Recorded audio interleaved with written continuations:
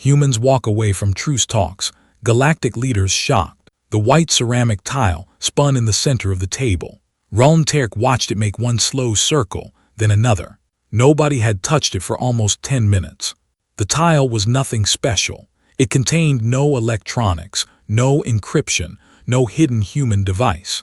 It was only a flat piece of fired ceramic, smooth on one side and marked with a single black line on the other. For 43 years, similar tiles had been used during settlement disputes between the major powers of the known galaxy. When the black line faced upward, a transaction was still open. When the white side faced upward, payment had cleared, irreversibly. That last word was why 12 galactic leaders were currently arguing inside the Orinth Truce Forum, and why the human negotiator across from Rome had stopped speaking. Celeste Brask sat with both hands resting on the table. She wore no military uniform, no medals, no ceremonial cloak, only a dark human diplomatic coat with a narrow silver collar. Coalition Chair Owen Merrick leaned forward from the opposite side of the circular chamber. You are treating a minor administrative revision as though it threatens the entire truce. Celeste looked at him. It does.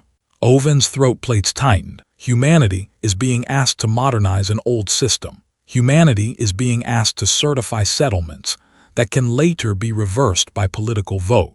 During emergencies, especially during emergencies, Rome glanced down at his own notes. He had written the disputed clause himself 6 months earlier. It had seemed reasonable then. The existing truce forced Earth to guarantee billions of interstellar transactions every cycle. Human clearinghouses confirmed payments between governments that did not trust one another, merchants that disliked one another, and species that had fought wars within living memory. Once Earth stamped a settlement complete, neither side could reverse it. Not the buyer, not the seller, not a government, not even Earth. That had always seemed excessive to Rome. Powerful governments needed flexibility. Wars happened. Blockades happened. Insurrections happened. A sovereign state could not bind itself forever to yesterday's commercial decisions. So Rome had recommended a correction. The new clause would allow the League of Signatories to reverse a completed settlement after an emergency vote. The payment could be reclaimed. The cargo could be reclassified. The transaction could be suspended retroactively, only in extraordinary circumstances. At least that was what the proposal said. Celeste Brask had read it once. Then she had refused it. For 6 hours. Now Owen was losing patience. The League cannot allow a human financial mechanism to stand above sovereign authority. Celeste's expression did not change. It doesn't. You prevent governments from correcting completed transactions. We prevent everyone from correcting completed transactions, including ourselves. A Karun minister clicked his claws against the table. That distinction is academic. No, Celeste said. It is the entire reason the system works. Rome felt several leaders shift around him. He understood their irritation. Humans had developed a strange reputation during the decades since they entered wider galactic trade. They were not the richest civilization. They did not control the most territory. They did not possess the largest navy. Yet human settlements cleared almost everywhere.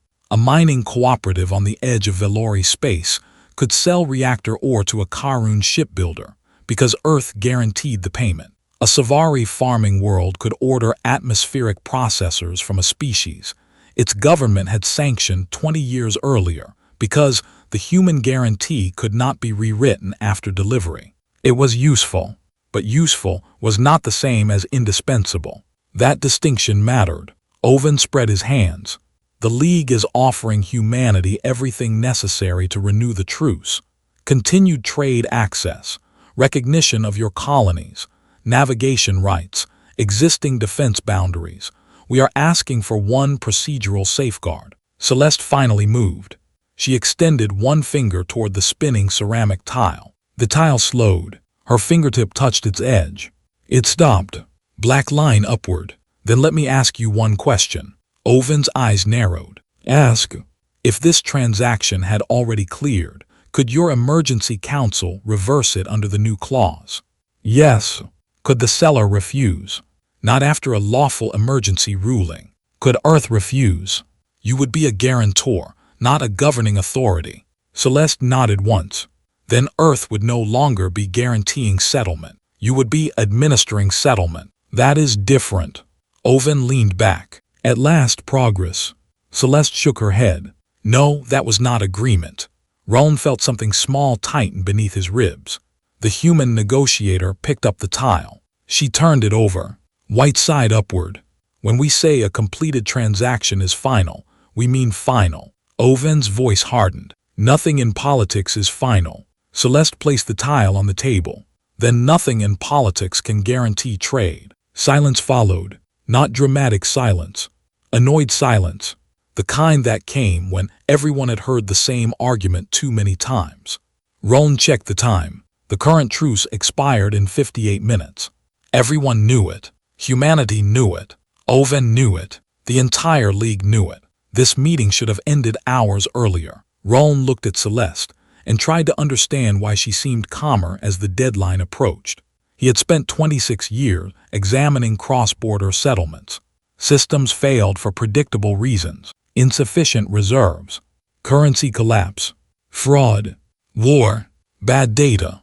He understood all of those. He did not understand deliberately allowing a 43-year truce to expire over one financial clause. So he spoke. Ambassador Brask. Celeste looked toward him. Roland rarely addressed negotiators directly. He was an examiner, not a political leader. May I ask something outside the formal wording? You may. You understand what happens if this agreement expires? Yes. Human trade protections end immediately. Yes. Preferred navigation access ends. Yes. Several league markets may temporarily suspend human credits. That is possible.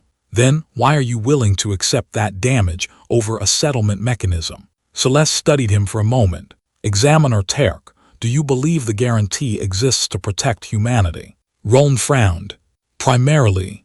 Why? Because Earth is the guarantor. That does not answer the question. Roland glanced at Owen, then back. Earth receives clearing fees, access privileges, political influence. Your trade network benefits from the arrangement. All true. Then the answer seems obvious. Celeste nodded. It does. Something about the way she said it made Roland uncomfortable. Owen struck the table with 2 fingers. We have 47 minutes remaining. I will not spend them debating philosophy. Celeste turned toward him. Neither will I. Then accept the clause. No. Owen's throat plates flared. Humanity is prepared to collapse the truce. No. Several leaders exchanged glances. Owen almost smiled. Then we finally understand one another. Celeste stood. Roland stared at her. She gathered only one thing from the table, a thin personal tablet. She left the ceramic settlement tile where it was. 3 other human delegates rose with her. Owen's smile vanished. What are you doing? Celeste buttoned her coat. The truce expires in 46 minutes. Sit down. That would serve no purpose. You said humanity was not prepared to collapse the truce. We are. Then stop this performance. Celeste looked around the chamber. The League proposed new terms.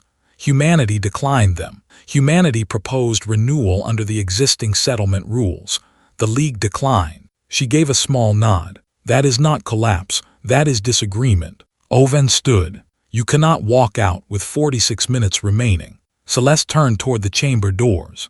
We can. You will lose every privilege attached to this agreement. Celeste stopped. For the first time, some emotion crossed her face. Not fear. Not anger. Regret. Yes, she said. We will. Then the humans walked away from the table. No threat. No countdown. No dramatic final speech. Their footsteps moved across the dark floor. The doors opened. Celeste Brask and the human delegation passed through them. The doors closed.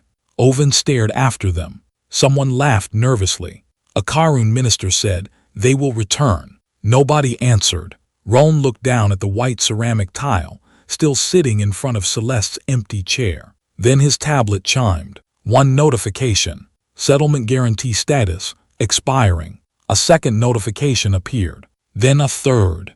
Across the chamber, other devices began chiming. Owen looked around. What is that? Raln opened the first notice. His mouth went dry. Merchant advisory. From Earth. No. Then from whom? Raln read the sender.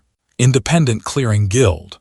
Another notification appeared. Then 6 more. He opened the newest one. His eyes moved across the text twice. Oven snapped Examiner. Raln raised his head. They are suspending new league-to-league settlements after the truce expires. The room went still. Oven frowned. On whose authority? Raln looked at the message again. On their own. The truce expired 46 minutes later. Nothing exploded. That confused the League more than an attack would have. There were no human warships appearing at borders. No emergency transmission from Earth. No threat against League colonies. No sudden closure of human ports. The first visible consequence was much smaller. A fuel tanker refused to leave dock. Raln stood inside the forum's commercial observation center and watched the transaction unfold across 3 screens. The tanker, Long Current, belonged to a Velori shipping cooperative. Its destination was a Karun industrial moon. Its cargo was refined fusion catalyst. Its buyer had already transferred payment through a League account. Under the old truce, Earth would have certified the payment as final. Under the new reality, there was no certification. The Velori cooperative sent back a single message. Payment received. Finality unconfirmed. Cargo held. Oven read it twice. They have the money. Yes, Raln said. Then release the cargo. They are refusing. They cannot refuse after accepting payment. They can return it. Then order them to complete the sale. They are not under League commercial authority. Oven turned sharply. Who do they recognize? Their own cooperative charter. Then contact their government. We did. And Raln hesitated. Their government has advised merchants to avoid transactions that can be politically reversed. Oven stared. That is absurd. Another alert appeared. Then another. A Savari medical supplier halted delivery of surgical membranes to a Karun hospital network. A Karun reactor company froze a sale to 2 Velori colonies. An independent freight consortium changed its rules to require physical precious metal collateral for any transaction without irreversible settlement. Prices rose within an hour. Not because supplies disappeared, because trust did. Oven paced in front of the screens. This is human pressure. Raln shook his head. We have found no human instruction. Then find the hidden one. We have searched. Search again. We are. Oven's eyes narrowed. Billions of credits do not stop moving because one species leaves a room. Raln looked at the screens. I do not think the credits have stopped moving. Then what has? Raln pulled up the transaction ledger.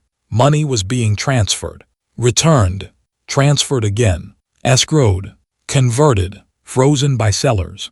Withdrawn by buyers. Everyone was trying to trade. No one wanted to be the final party, holding a promise that someone else could later revoke. The confidence that the payment stays moved, Raln said. Oven looked at him. What?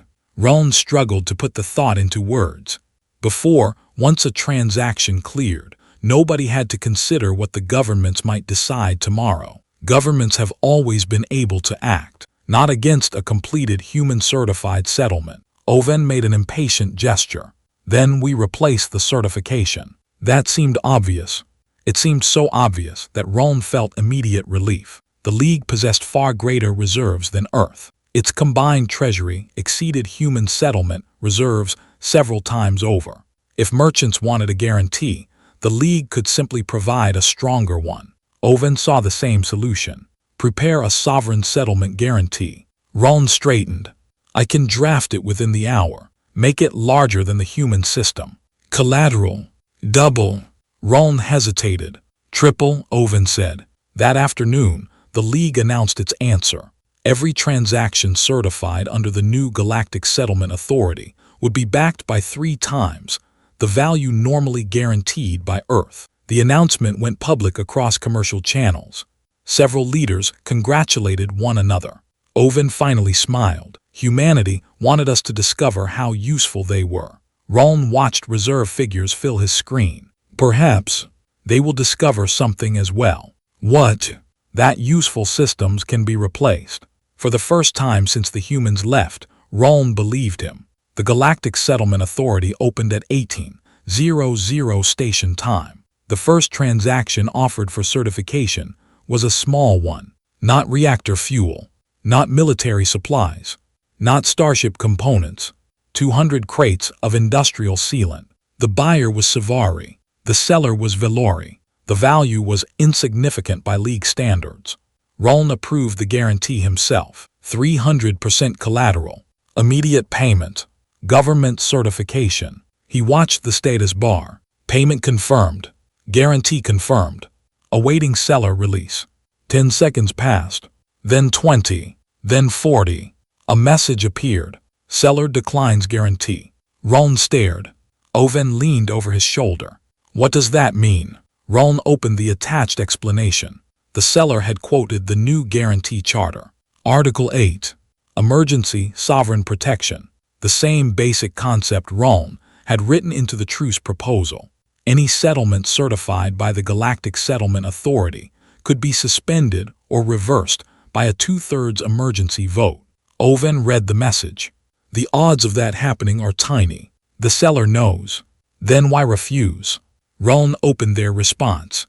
It contained only 2 sentences. Your guarantee is larger.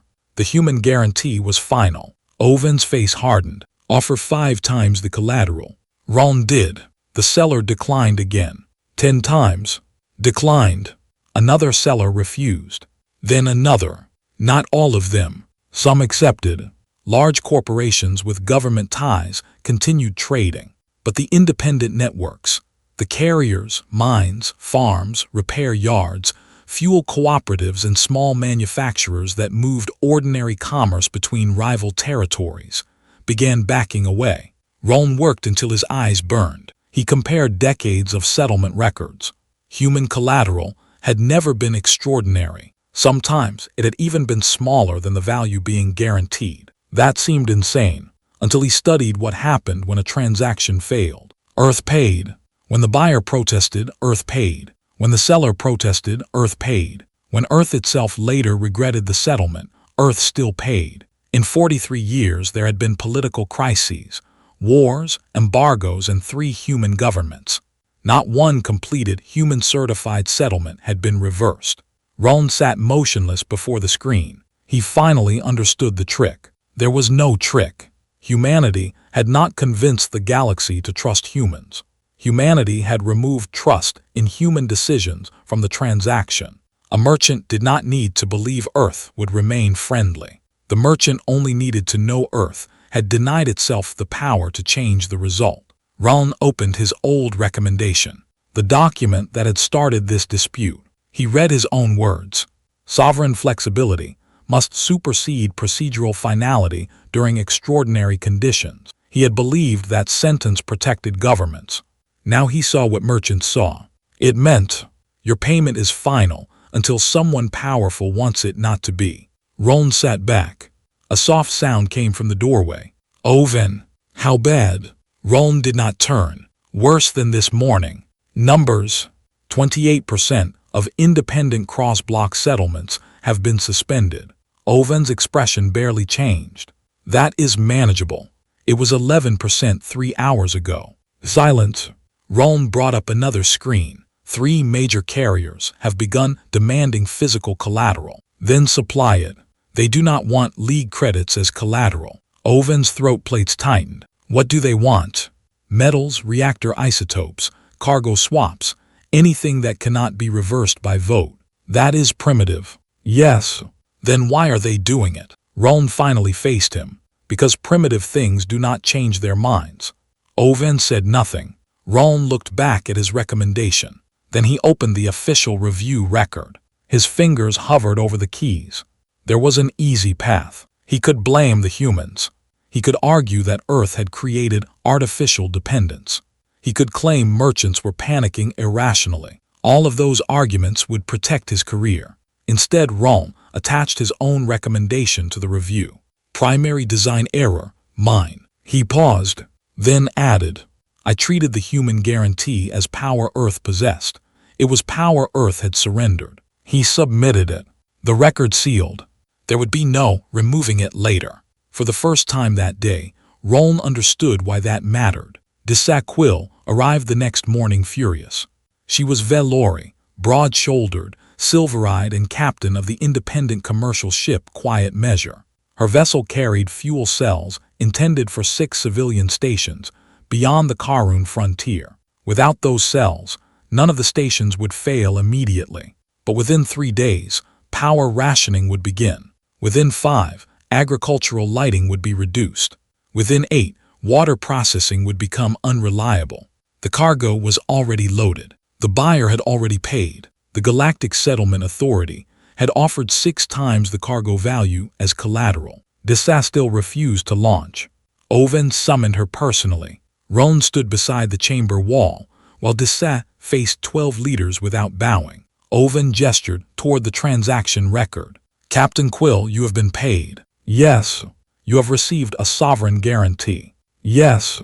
Your cargo is civilian. Yes. Then launch. No. Oven's hands tightened. Explain. Dessa placed a small data unit on the table.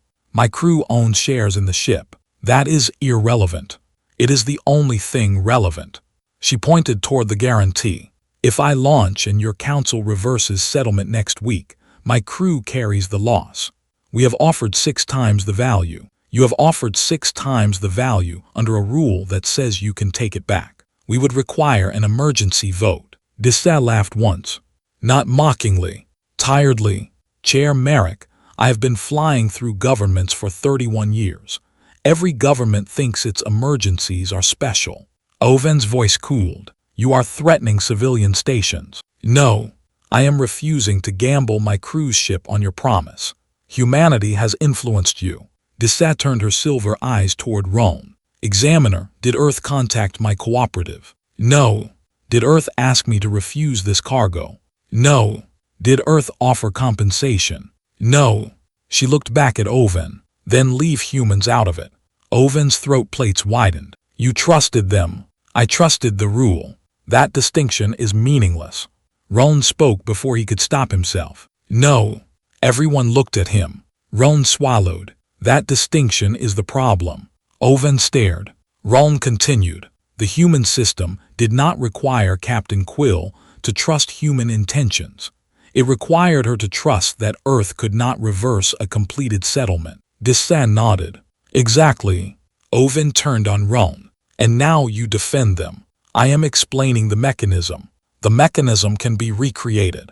Yes. Then recreate it. Roan looked around the chamber.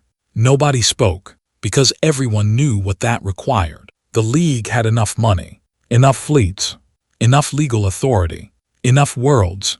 The one thing it did not want to surrender was the right to change its decision later.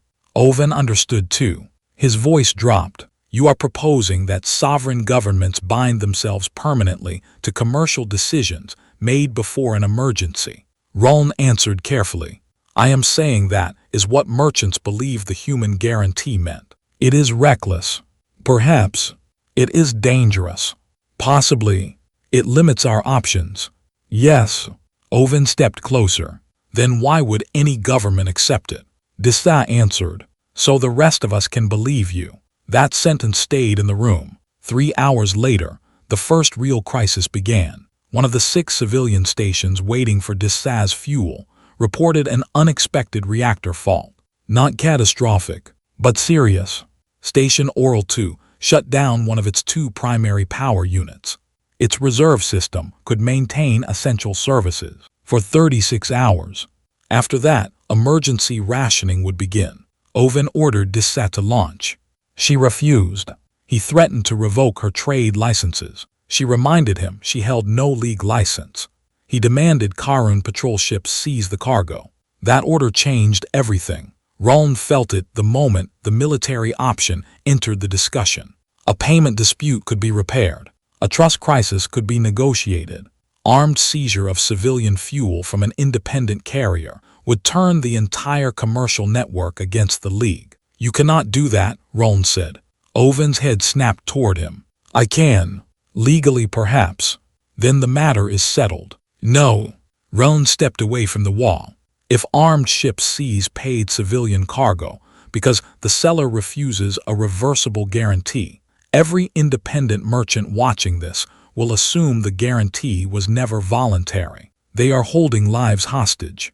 They are protecting themselves from a rule we wrote. Owen's voice sharpened. A rule you wrote.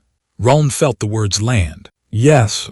The room went quiet. Roland kept going. I wrote it because I thought the human guarantee gave Earth too much power. And you were correct. No. He looked toward the empty human seats. We mistook restraint for authority. Owen's expression hardened. Enough. A Karun aide hurried into the chamber. Chair. What? We have a message. From whom? The aide hesitated. Earth. Nobody moved. Owen slowly turned. What do they want? The message appeared on the central display. Celeste Brask's face filled the screen. She looked exactly as she had when she walked out. Calm. Tired. Unarmed.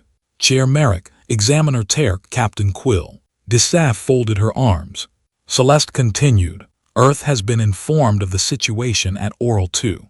Owen stepped forward. You created this situation. No.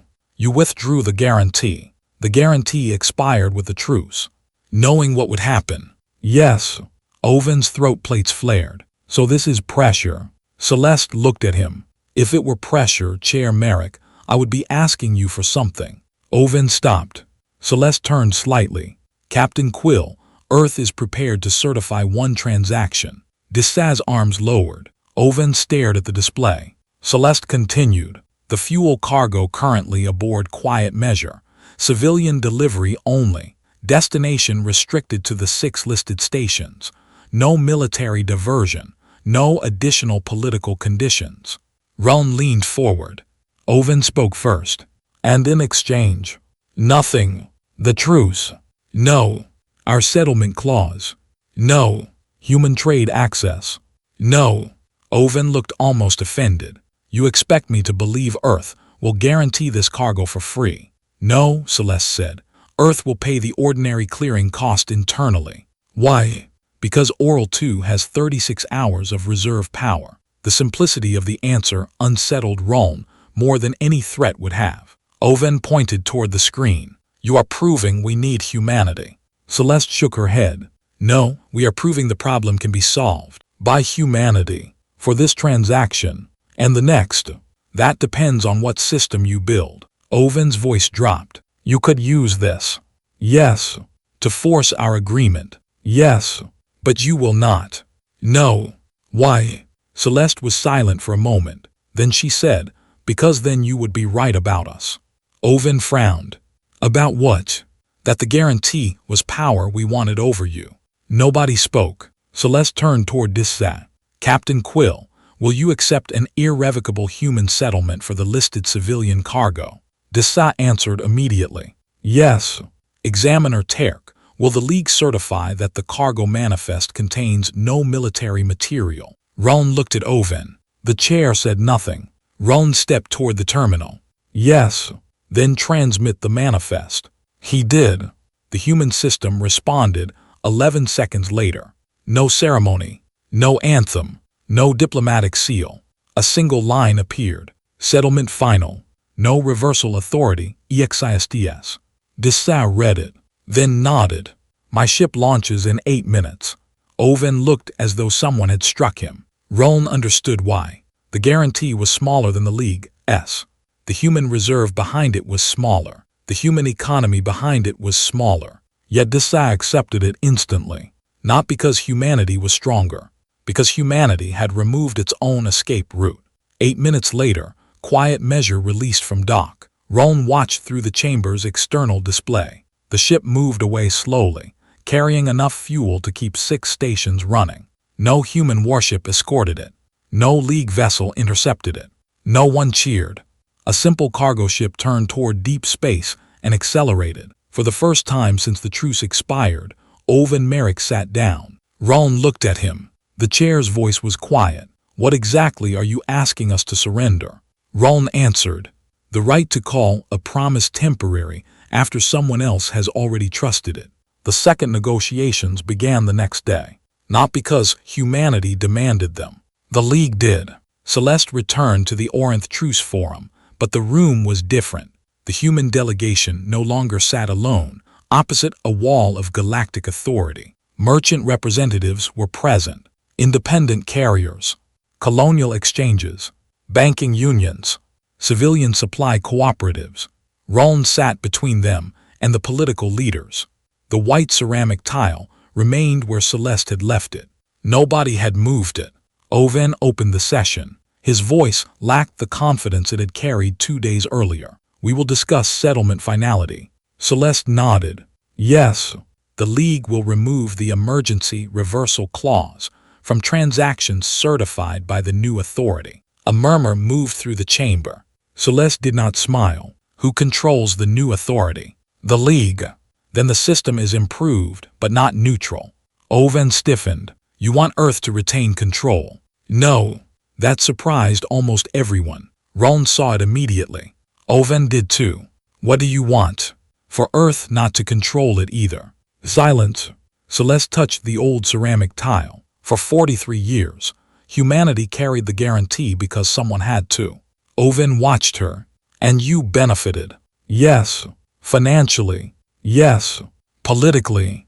Yes.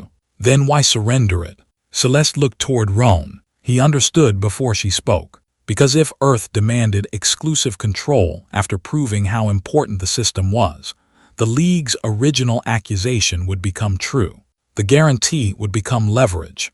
Celeste said, because a neutral system should not depend forever on one species being unusually disciplined. Ruln almost smiled. That might have been the most human sentence he had ever heard. Negotiations continued for 11 hours. The new framework was ugly, complicated, expensive. 4 separate guarantee pools would support each major settlement. Humanity would contribute one. The League would contribute another. Independent commercial unions would contribute the third. Neutral regional exchanges would maintain the fourth. No participant could reverse a completed transaction. Not Earth, not Oven's coalition, not a merchant union, not a local government. An emergency could stop a transaction before settlement. It could not rewrite one afterward. Everyone hated part of the agreement. That was how Ruln knew it might work. The League lost flexibility. Earth lost exclusivity. Merchant unions accepted new reserve requirements. Regional exchanges gained responsibility they had spent decades avoiding. At 03:17 station time, the final language was ready. Oven read it silently, then looked at Celeste. You understand humanity will lose settlement fees. Yes. Considerable fees. Yes. You will also lose diplomatic influence attached to being the sole guarantor. Yes. And you still accept this.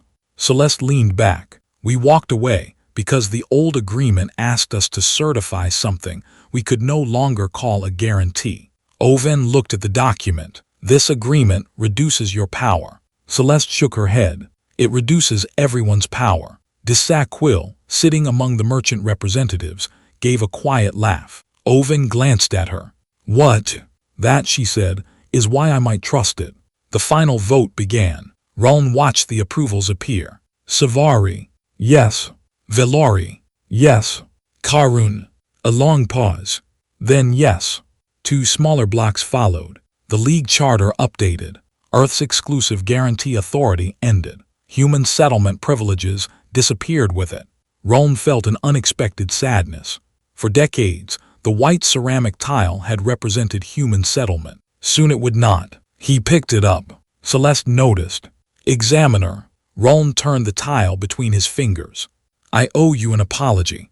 Celeste tilted her head. For disagreeing. For designing the clause that ended the truce. You designed a clause. I recommended it. Yes. It almost broke the settlement network. Yes. Ruln waited. Celeste said nothing else. No forgiveness. No speech. No attempt to make him feel better. Strangely, he appreciated that. I put my recommendation into the permanent review record, he said. I saw. You saw it. The League sent us the commercial audit. Ruln looked down at the tile. I could have removed my name. Yes. I did not. No. He looked at her. Does that matter? Celeste's eyes moved toward the new agreement. Yes. Roland nodded. That was enough. Beyond the forum windows, traffic was beginning to move again. Not all at once. Trust did not return because politicians announced it. It returned transaction by transaction. A medical shipment cleared, then a reactor component sale, then agricultural equipment, then fuel. The numbers on the commercial board slowly changed from amber to white. At 0502, Quiet Measure reported successful delivery to Oral 2. Station reserves had stabilized. Roland read the message twice. Owen approached the table. He looked older than he had 2 days earlier. Not defeated, just forced to carry a fact he had not wanted. I still dislike this system, he said. Celeste nodded. So do I. Owen looked at her. That was clearly not the answer he expected. Celeste continued. It will be slower, more expensive. Every major settlement will require several institutions instead of one. You surrendered a system humanity already controlled. Yes. Voluntarily. Yes. Owen stared at the ceramic tile in Roland's hand. Your species is difficult to understand. Celeste almost smiled. We say the same about yours. For the first time, Owen allowed the smallest trace of humor into his expression. Then he returned to his delegation. The chamber gradually emptied. Roland remained. So did Celeste. Technicians entered to replace the old settlement mechanism in the center of the table. The original device had contained a single shallow cradle. One tile, one guarantor, one final authority accepting the burden. The new device had 4 slots. Roland watched the technician activate it. A soft amber light appeared beneath each empty position. Celeste walked toward the doors. Roland looked at the ceramic tile one last time. Ambassador. She stopped. What should we do with this? Celeste glanced back. The same thing we always did. What? Make it carry its share. Then she left. Roland stood alone beside the table for another moment. Outside the windows, a civilian convoy detached from the station. No escort, no warning, no emergency order. Its engines brightened one by one. Roland placed the old white human tile into the first slot. The cradle dipped slightly beneath its weight. A Savari representative returned and placed a dark green tile beside it. The mechanism shifted. A Velori merchant added a thin silver tile. The cradle dipped again. Owen Merrick came back last. He held the Karun contribution between 2 claws. For a moment, he only looked at it. Then he placed it into the final empty slot. The 4 tiles settled together. The mechanism balanced. Outside, the convoy turned toward open space.